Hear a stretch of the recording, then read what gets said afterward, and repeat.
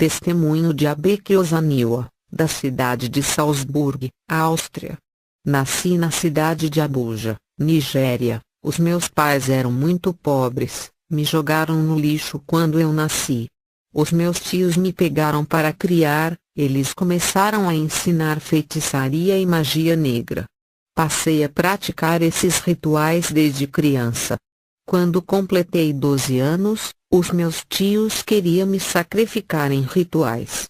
Eu fugi de casa, passei fome e frio na rua. Até que um casal norte-americano que estavam de férias a passeio me adotou. Eu fui levada para os Estados Unidos e morei com esse casal na cidade de Pittsburgh. Aquele casal cuidou de mim, tive estudo e terminei a faculdade. Eles eram os meus pais adotivos. Quando terminei a faculdade, eu já tinha 23 anos e queria voltar para a Nigéria. Dessa vez, eu não fui morar em Abuja. Comecei a morar na cidade de Lagos. Comecei a praticar feitiçaria através de minhas professoras. Em poucos anos me tornei uma bruxa poderosa e respeitada. O feiticeiro daquela região era o maior e me desafiou. Tivemos uma guerra espiritual e passamos a lançar feitiçaria um no outro, ficamos doentes. Ele resolveu fazer as pazes comigo e mudou de cidade para não enfrentar a minha concorrência. Eu cheguei a um nível tão alto na feitiçaria que fazia as pessoas levitarem dormindo, elas voavam deitadas. Eu fazia carros se levantarem para cima e voar. É claro que os demônios erguiam os carros para cima, dando uma impressão que eles voavam. Eu tinha uma energia nas mãos que conseguia derrubar mais de 50 pessoas para trás.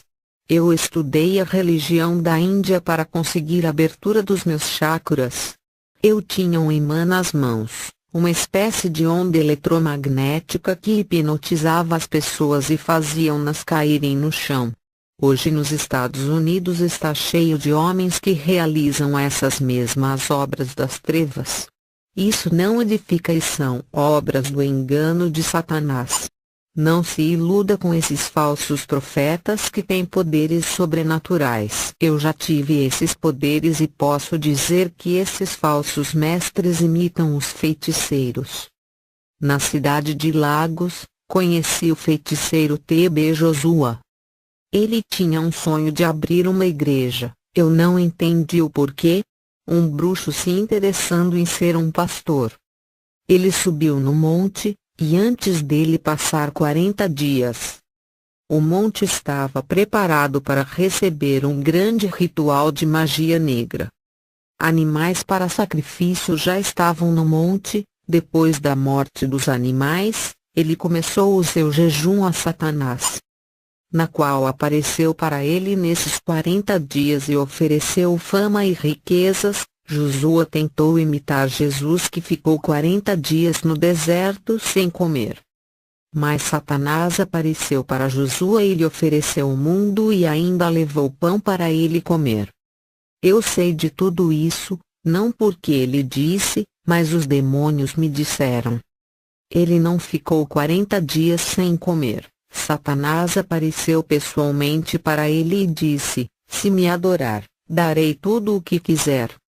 Joshua recebeu uma mala cheia de dinheiro, através do pacto que ele fez no monte. Ele dizia que é o Emanuel e que o povo estava esperando Jesus. Não precisa esperar mais. Ele disse que era o Jesus africano, o prometido das nações. Eu conheci esse homem no começo do seu ministério e posso dizer que ele nunca se converteu ao cristianismo. Ele sempre adorou a Satanás. Na sua casa tem imagem de escultura. Embora ele realize milagres em nome de Jesus e tem pregações convincentes, esse homem não trabalha para Jesus. O pacto que ele fez com Satanás não pode ser quebrado, senão ele morria e perderá toda a sua riqueza. Ele vendeu a sua alma quando subiu naquele monte. A sua estratégia de imitar a Jesus, não pregando a teologia do dinheiro, ajudando as pessoas, é para passar uma imagem de homem piedoso. Antes de ele fundar a Igreja Sinagoga de Todas as Nações, ele iniciou na feitiçaria, na mesma época que comecei. Ele disse que queria aperfeiçoar os dons de curandeirismo. A igreja do profeta Josué é tão protegida pelos demônios que ele fez um pacto de proteção espiritual contra os terroristas muçulmanos da Nigéria. O grupo terrorista Boko Haram não tem força para cometerem atentados contra a igreja de TB Josué, enquanto as outras igrejas sérias são provadas por Deus e sofrem perseguições desse grupo. Os cristãos que amam a Deus têm morrido por ele, por causa desse grupo terrorista, sendo martirizados até a morte. Josué não vai morrer pelas mãos desses terroristas por causa do pacto que fez com Satanás. Enquanto ele não cumprir a sua missão de levar o maior número de almas para o inferno, não irá morrer por ser muito útil para os serviços das trevas. Eu estou denunciando esse falso Cristo. Antes eu tinha medo de morrer amando dele. Eu só tive coragem de denunciar esse falso Messias agora que sou uma cristã. Tenho Deus que é maior do que os demônios da vida dele. Quem tem dúvida do que eu falo, preste atenção em suas pregações. Ele não prega contra o pecado da vaidade, defendendo a santidade do corpo. Ele não pode pregar contra isso por causa do contrato de sangue pactual que fez. As suas obreiras andam pintadas com maquiagens. Mesmo que Josué pregue a verdade como está na Bíblia, isso não faz dele um verdadeiro servo de Deus. A marca de um verdadeiro profeta não é o que se prega, mas o que se vive. Mateus 23:3, Fazei e obedecei, portanto, a tudo quanto eles vos disserem. Contudo, não façais o que eles fazem, porquanto o que ensinam. Jesus disse, para obedecer à verdade que eles pregam, mas não sigam as suas práticas. Se um falso profeta chegar a pregar a verdade dentro da Bíblia, podemos ouvir e praticar, não fazendo o que ele faz. As práticas da igreja de Josué são heresias destruidoras como objetos sagrados, água benta, água da libertação e a piscina santa. Surgem boatos que ele ressuscita mortos. O poder da vida está nas mãos de Jesus, Satanás não tem esse poder. As pessoas desacordadas que são levadas para ele estão inconscientes e vivas, não mortas como dizem. Quando a minha mãe morreu, eu o chamei para fazê-la voltar a viver, já que se diz ser o profeta da ressurreição. Ele foi à casa da minha mãe e ficou sozinho com o corpo morto dela. Todos saíram do quarto deixando ele sozinho. Houve várias tentativas dele tentando fazer a minha mãe voltar à vida, mas nada aconteceu. Ele disse que Deus não queria ver a minha mãe viva. Ela não vai retornar a viver porque não é da vontade de Deus. Ele foi embora e quando eu entrei no quarto, vi que em cima do corpo da minha mãe ervas e gotas de sangue que não eram dela. Eu achei estranho um cristão usar erva para ressuscitar alguém e ainda tirar um pouco do seu sangue. Eu que já fui uma feiticeira, sei que o ritual de sangue é para trazer a vida de uma pessoa. Nenhum feiticeiro até hoje conseguiu ressuscitar o morto cortando seu pulso e passando para o morto o seu sangue, que significa vida, já que o morto não tem mais vida.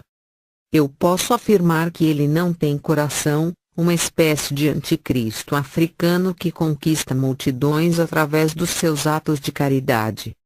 Esse homem maligno mistura a palavra de Deus com magia negra. Uma mistura de cristianismo com a feitiçaria. Ele abusou de mulheres jovens dizendo que o seu espermatozoide é santo. E qualquer mulher que receber o sêmen santo terá uma semente santa no seu ventre e o filho nascerá santo com uma descendência abençoada. Quando ele percebeu que eu sabia dessas coisas, me ameaçou dizendo para eu ficar calada, se não quisesse ser estuprada por ele. tudo era porque o seu ministério estava começando e qualquer escândalo arruinaria a sua reputação. Ele preferia as moças virgens para fazer a fecundação santa. Ele acendia um monte de velas em cima do altar da sua igreja e fazia um ritual de magia negra para realizar milagres. Ele fez isso um dia antes da inauguração do seu ministério. Tudo isso para as curas e os milagres acontecerem. Eu participei desse ritual com 2 feiticeiros e 2 feiticeiras. Fomos convidados para ajudar Josué nesse dia. Ele entrou em transe espiritual, um tipo de hipnose, onde ele recebeu um dom de linguagem espiritual e passou a conversar com os espíritos e recebia mensagens do além, uma espécie de recado. Ele foi possuído por um demônio e pegou um papel e caneta e passou a psicografar com letras, parecendo símbolos de escritas antigas. Ele disse que estava recebendo uma revelação do mundo espiritual. As obras humanitárias que Josué realiza para ajudar as pessoas é um meio de esconder a sua verdadeira identidade. Ele colocou detrás do altar água benta igual às que tem nos filmes de vampiros. Essas águas consagradas aos demônios, ele joga no rosto das pessoas ou apenas algumas gotas atingidas no corpo das pessoas fazendo os demônios se manifestarem. Quero alertar a igreja sobre as manifestações e libertações. O fato de um demônio se manifestar em uma pessoa não significa que houve libertação. Quando eu trabalhava na feitiçaria, os demônios se manifestavam nas pessoas e saíam com minhas palavras mágicas. Eu prendia os demônios em garrafas ou mandavam eles para o seu mundo e outros prendiam no mundo da escuridão por um tempo, até eles aprenderem a se comportar e não ficar jogando as pessoas no chão. Essas prisões eram os seus castigos e eu acreditava nisso. Eu fazia orações aos deuses para mandar os demônios irem embora ou acalmar eles quando possuíam as pessoas. Esses demônios saíam e sempre voltavam a possuir essas pessoas, não houve libertação. Isso acontece em muitas igrejas quando se manifestam. Eles manipulam e ficam escondidos, por isso que são chamados de espíritos enganadores. Igrejas que não são sérias e brincam com a verdade. Eles fazem que muitos pastores que não vivem o Evangelho, pensem ter autoridade sobre eles. Assim são os demônios enganando esses pobres homens. Eles fazem pensar que são homens de Deus, convencendo esses pastores. Isso é o que acontece nos cultos de TB Josué. Uma variedade de manifestações demoníacas, onde esses espíritos do mal dão espetáculos nas câmeras ao vivo na rede de televisão. Os demônios querem aparecer em rede nacional e se tornar famosos, enquanto Josué zomba das pessoas endemoniadas. Ele arma o palco para que os seus demônios venham fazer o circo, aonde quem são os palhaços são os possuídos por demônios ao vivo na televisão. Os demônios colocam na mente de vários pastores que não precisam se arrepender, orar e santificar as suas vidas para expulsar os espíritos malignos. Os demônios dizem que são expulsos através da fé, não importam as condições da vida que as pessoas vivem. Deus pode aprovar um ministério de libertação, onde não prega a verdade. Não é somente a unção de um homem de Deus ou a sua oração que faz demônios se manifestarem. Quando se prega uma exortação contra o pecado ou contar um testemunho sobrenatural, eles também se manifestam quando querem. As suas manifestações é para tirar a atenção da palavra e bagunçar o culto. Ele transforma o palco de sua igreja em diversões de demônios nas sessões de libertação. Hoje TB Josué é milionário e um homem famoso. Vocês devem estar perguntando se deve acreditar em uma desconhecida ou em um homem famoso mundialmente que a mídia fez dele um profeta do povo. Antes de me julgarem, deveriam orar a Deus para obterem resposta se eu estou errada. O véu da separação rasgou-se, vocês podem entrar na presença de Deus e receberem uma resposta. A igreja não quer orar para ter revelações e preferem acreditar nesse falso profeta. Esse homem faz programação no canal de televisão Emmanuel TV. A Bíblia condena ter televisão e muito menos fazer programações em emissoras satânicas, verdadeiras Babilônias virtuais que conduz ao inferno. Essas emissoras são recheadas de falsos profetas, que usa a mídia para aumentar o rebanho, sendo assim mais dinheiro irá aumentar. Josué tem um clube de futebol que ele mesmo fundou para jogar campeonatos na Nigéria. O seu projeto é fazer esse clube crescer e tornar-se conhecido para que a sua renda financeira aumente. Um homem que se diz de Deus cria um clube de futebol que é a maior idolatria do mundo. Ele fez do seu clube um Deus, aonde a maioria dos torcedores vão se matar por esse clube. Já tem jogadores desse clube que já viraram ídolos. Ele recruta meninos para esse clube que serão novos ídolos do futebol, na qual a população irão adorar esses jogadores e também o clube de futebol. O que Jesus tem a ver com o futebol? Porque ele se diz homem de Deus e está envolvido com as coisas desse mundo. Salmos 81:9. Não haja no meio de ti deuses estranhos.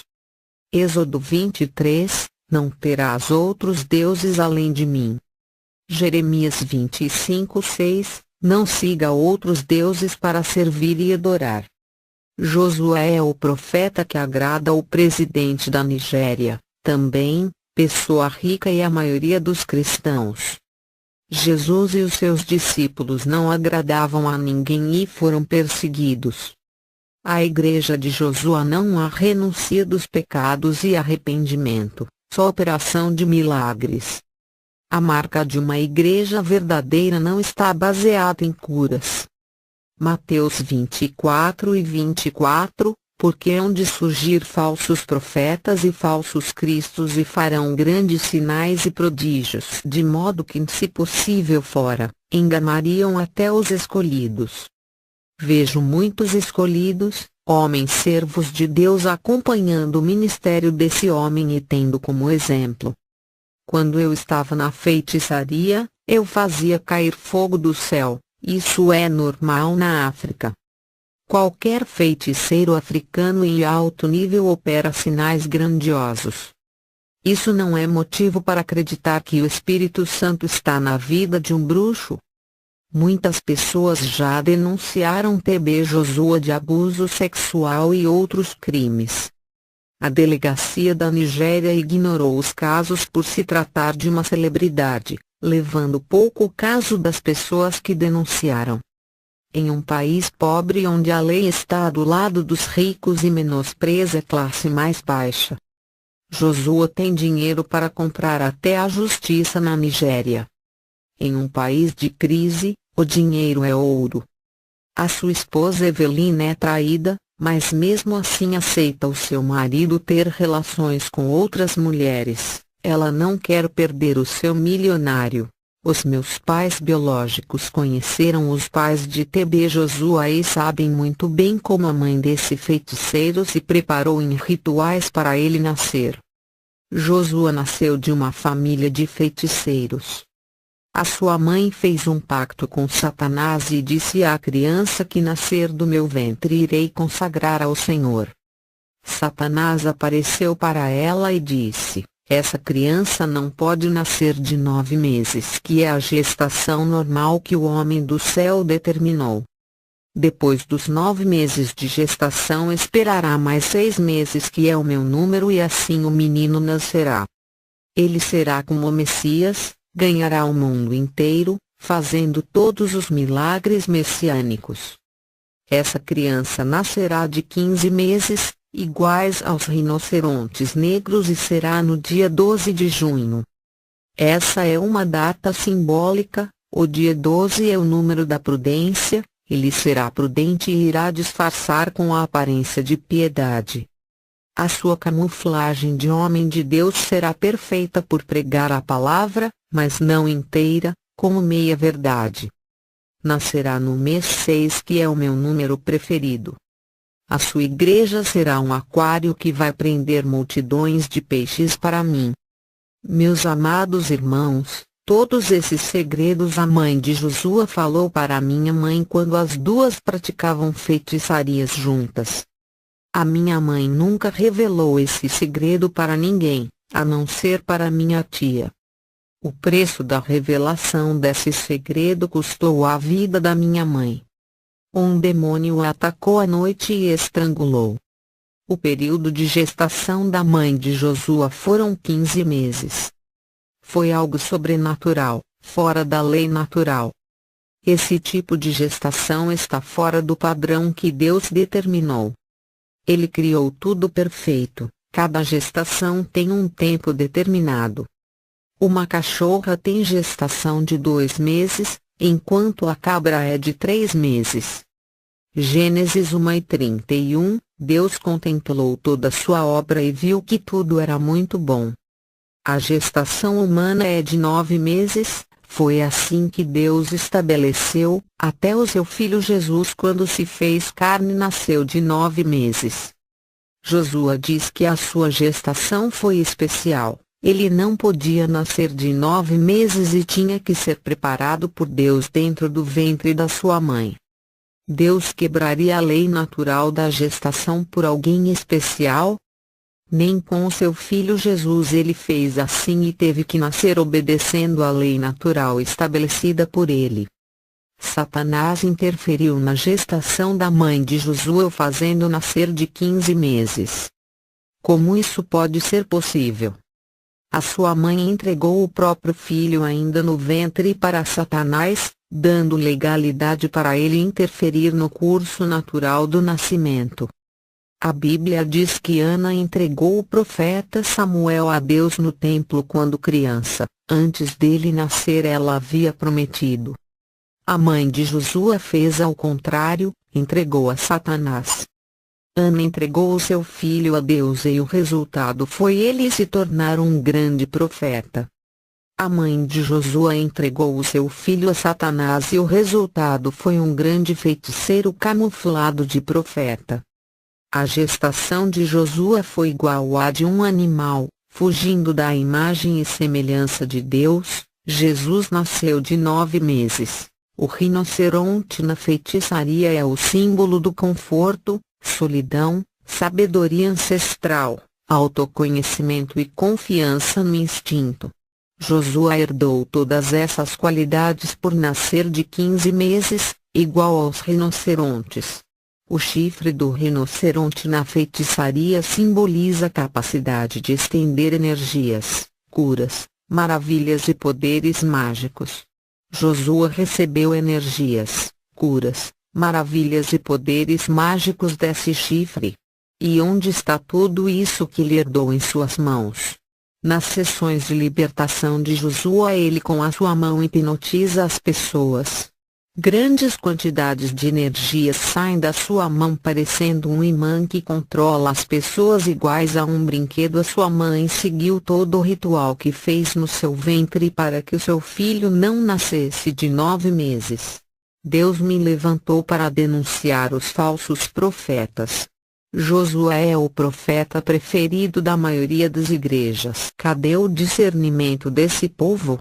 Será que servem a Deus de verdade? Porque estão tão cegos. Eu tive uma revelação que o povo de Deus está com os olhos vendados e os falsos profetas todos mascarados. O Senhor me disse que chegará um tempo em que as máscaras irão cair e eles não poderão mais se esconder. Quando me converti passei a denunciar as obras malignas dos falsos profetas da Nigéria, onde está o ninho do engano desse país. Os demônios revelaram para Josua que eu sabia muito sobre ele e era uma pedra em seu caminho para o crescimento do seu ministério. Um dia eu estava dormindo no meu quarto e tive um sonho com Josua.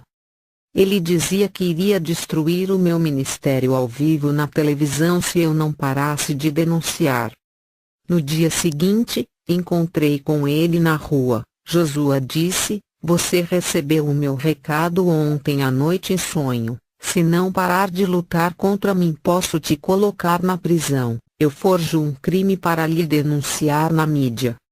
Você não pode comigo. Sou um homem conhecido e tenho dinheiro para lhe colocar na prisão e pagar um advogado para não deixá-lo sair da prisão." Ele me deu um aviso e se retirou. Como ele sabia do sonho e ainda me disse que mandou um recado quando estava dormindo. O que ele fez foi um ritual de magia negra para poder entrar na minha mente naquela noite. Esse ritual é feito à meia-noite quando a pessoa está dormindo. Isso se chama controle espiritual do subconsciente. Os maiores feiticeiros da África usam essa forma de magia negra para intimidar as pessoas. Eu já fiz isso, invadi os sonhos das pessoas para transmitir uma mensagem. Dois feiticeiros conversam por telepatia, apenas pela mente. Josué entrou pela segunda vez na minha mente e tive um pesadelo. Ele estava acompanhado por uma legião de demônios, na qual deu ordem para eles me atormentarem. No outro dia, acordei daquele sonho, toda machucada com o corpo cheio de marcas. Eu era nova convertida, não sabia como me defender dos ataques de Josué nos meus sonhos. Satanás colocava na minha mente para usar a feitiçaria para revidar os ataques. Mas uma voz dizia: "É uma nova criatura, não use essas práticas malignas." Eu sempre fui uma feiticeira respeitada, ninguém tinha ousadia de lançar feitiços em mim porque sabiam que eu revidava com obras mais fortes. E ser atacada por Josué me fazia querer destruir a sua vida por me desafiar. Eu ainda era nova convertida e precisava me libertar de alguns sentimentos de vingança. Quando era uma feiticeira, sabia usar as mesmas magias de Josué. Eu também entrava nos sonhos das pessoas e agredia elas em seus sonhos. Até cristãos que viviam em pecado tiveram pesadelos comigo. Quando é um cristão que serve a Deus verdadeiramente, não dava certo as magias e de pesadelos. Eu tentava atingir essa classe de santos cristãos e era frustrada. Eu aprendi uma técnica indiana de meditação que tirava a minha consciência fora do corpo. Essa técnica espiritual fazia o meu espírito sair do corpo. E quando o meu espírito saía do meu corpo, eu via os demônios. Eles me levavam para as igrejas e mostravam os pecados ocultos dos pastores. O meu espírito junto com os demônios sondava várias igrejas que incomodavam as entidades. Os demônios apontavam o dedo para alguns crentes e diziam: "Esses estão em pecado, pode matar na magia." Depois apontavam o dedo para outros e diziam: "Esses não toquem." Eu disse: "Porque eles não podem? Tem alguma coisa especial?" Um dos demônios disse: "São as meninas dos olhos do homem lá de cima, são valiosos como ouro para ele." O meu espírito junto com os demônios visitamos muitas casas de cristãos, onde eles me mandavam marcar os seus rostos para destruí-los na magia. Todos os pontos fracos dos crentes, eles me disseram para eu poder explorar. O meu desafio era saber como enfraquecer os crentes para poder eles abrir aberturas espirituais pecando. A técnica espiritual que eu usava para o meu espírito sair do corpo era para espionar lugares onde não podia entrar. Os demônios mentiam para mim dizendo que os feiticeiros quando morrem vão para os Elíseos, um lugar lindo cheio de flores e campos verdes. Eu trabalhei muito para os demônios, fiz tudo o que eles me pediram, me tornei uma escrava deles. Quando uma legião de demônios incorporava em mim, bebiam sangue de animais e comia carne crua. Eu era chamada de vampira por beber sangue. Cortava os meus pulsos e bebia o meu sangue. Também cortava o pulso das pessoas que aceitavam o pacto e bebia o sangue delas. Pagava para o coveiro abrir uma cova para pegar ossos secos para rituais de magia negra. Cheguei a comer a carne de defuntos e viajar por vários países da África. Eu era uma missionária do diabo, viajava para os outros lugares ensinando feitiçaria para ganhar dinheiro. Fazia um ritual de invisibilidade e tomava banho de sangue de animais. Ninguém me via, mais parecia estar em cegos. Eu entrava em qualquer lugar coberto por um manto invisível diabólico que impedia das pessoas me enxergar nas ruas.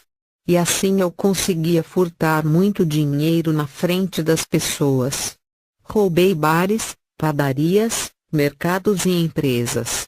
Depois eu voltei para a cidade de Abuja e passei a ganhar muitos clientes para as realizações de trabalhos.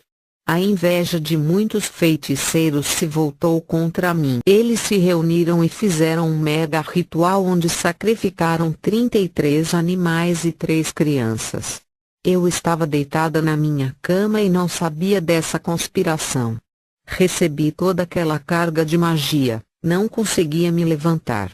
Estava com o meu corpo todo paralisado. Um demônio chamado Zaebros apareceu no meu quarto. Ele trabalhava comigo. Quando aparecia para mim, sempre me mandava fazer uma missão para ele. Mas naquele dia, ele não foi me mandar fazer nada.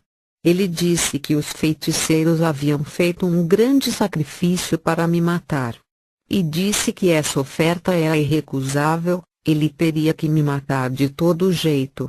Eu não podia fugir, o meu corpo estava sem movimento, por causa dos bombardeios de magias lançadas contra mim. Eu disse, e a nossa amizade, Zaebros, sou a sua serva preferida e trabalho para você. Zaebros olhou com os seus olhos malignos e disse que não podia quebrar a aliança com os feiticeiros. Esse demônio puxou a minha alma para o inferno. Ele disse, venha morar na nossa morada eterna. Ele segurou a minha alma e começou a me puxar para baixo até chegar no começo do inferno. Por um milagre eu consegui escapar dele e uma força me puxou para cima. Eu já estava na terra em questão de segundos. Zaebros não desistiu e capturou a minha alma. Um anjo desceu do céu e lutou contra aquele demônio por não querer devolver a minha alma. O demônio disse que tinha direitos legais para me levar por eu não pertencer a Jesus. Eu ainda não conhecia o Evangelho e era uma bruxa. Outro anjo desceu do céu para ajudar o outro, mas esse anjo não entrou na luta e ficou observando.